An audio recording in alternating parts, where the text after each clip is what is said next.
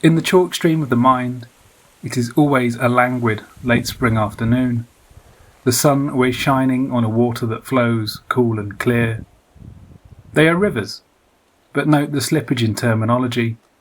Diminished to stream, a suggestion of their smaller size, their lower energy, their dreamlike state.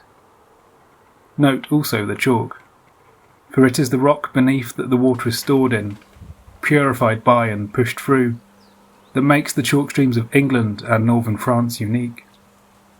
It is this, their particular combination of water and land, that makes them special, that makes them seem like the wind in the willows come to life. Chalk streams don't carve their route.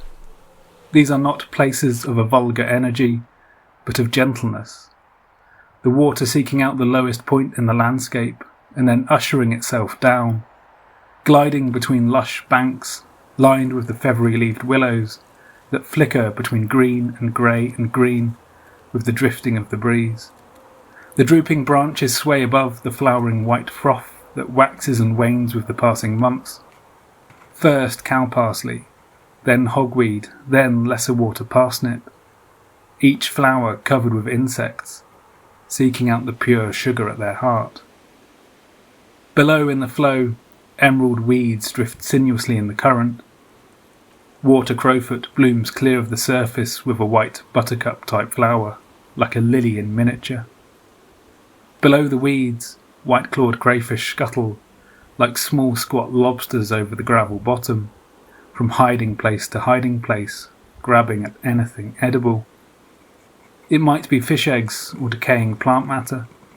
It might be invertebrate larvae as they begin to feel a stirring within, responding to time and temperature and moving towards the banks, where they crawl up the vegetation, clinging to safety above the water's surface. Then they split their own skeletal skins open, squeezing out their new soft bodies as wings unfurl and harden rapidly in the sunlight. As sulphur yellow mayflies and dusky brown caddisflies emerge, they turn the water into a rippling carnival, the surface ringed with the movements of trout, sucking down the flies that don't make it out of the stream's surface. White-legged damselflies drift close to the banks, seeking out the small insects that escaped the water's surface.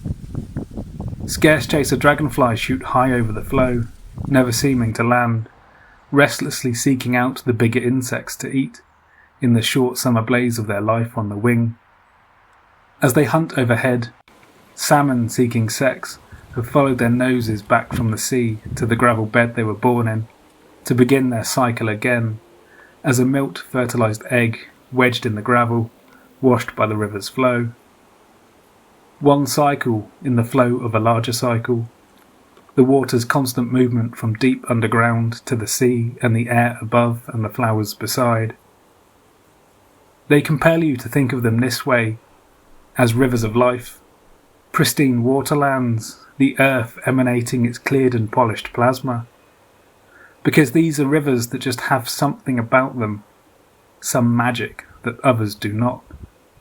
As Rupert Brooke wrote about one, the stream mysterious glides beneath, green as a dream and deep as death. But to describe the chalk stream from the ideal is like describing southern England as an Eden. Most of our chalk streams have fallen, still green but no longer deep as death, now shallow and gasping for breath.